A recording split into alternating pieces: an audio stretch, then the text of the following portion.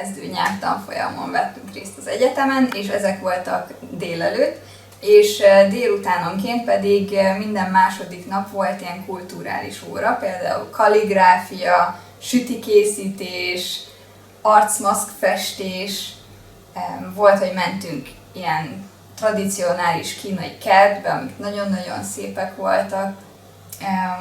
Volt még egy hangszeres délután is, amiből nem sokat értettünk, mert ott kínaiul mondtak mindent, és nem nagyon fordítottak, de nagyon-nagyon jó volt, és sok kulturális dolgot is megtanultunk. Ezeken kívül mi még magunknak szerveztünk a hétvégékre ilyen kis túrákat a környező városokba, például Sanghajba, és volt egy nagyon szép víziváros is a környéken, azokat is így megnézegettük. Nagyon jó alapot adott nekünk, mert úgy voltak, hogy délelőtt voltak a nyelvi órák, és ez alatt elég nagy hangsúlyt fektettek a tónusokra, meg a kiejtésre így elsősorban, és inkább keveset az írásbeli gyakorlásra, amit úgyis lehet külön is.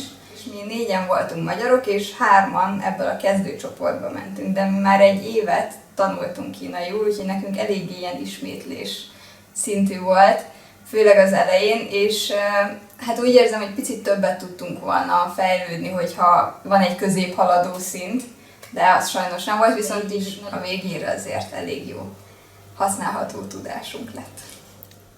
Hát igazából én arra számítottam, hogy sokkal nagyobb eltérések lesznek, de azt vettem észre, hogy lényegében az emberek élete az ott is ugyanolyan, mint hát Magyarországon. Ilyen apró különbségek vannak például, hogy hát a tömeg például, ez nem Szuzsóban, hanem Sanghajban nagyon jellemző, illetve hát a személyi jogvédelme az nem olyan hangsúlyos Kínában, mint Magyarországon, és ezt szerintem bármilyen külföldi nagyon gyorsan megtapasztalja. Például a selfie-k, hogyha egyáltalán megkérdezik, vagy pedig csak ilyen fotózások, amit így a távolból történik, vagy hasonló. Egyébként én állítom, hogy az is lehet, hogy ezért néztek minket ennyien, mert az első alkalommal, amikor ettünk egy étteremben pálcikával, akkor a tulajdonos odajött röhögni és levideózni minket. De szerintem azért, mert annyira ügyesek voltunk, hogy ilyennel még nem találkoztak.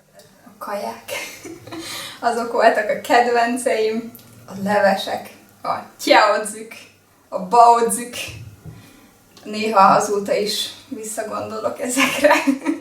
Igen, nagyon mások voltak és nagyon jók.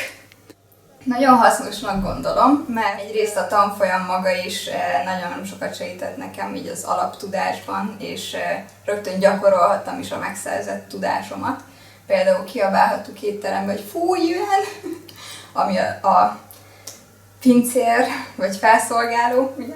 És nagyon jó lehetőség volt így beszélgetni kínaiakkal.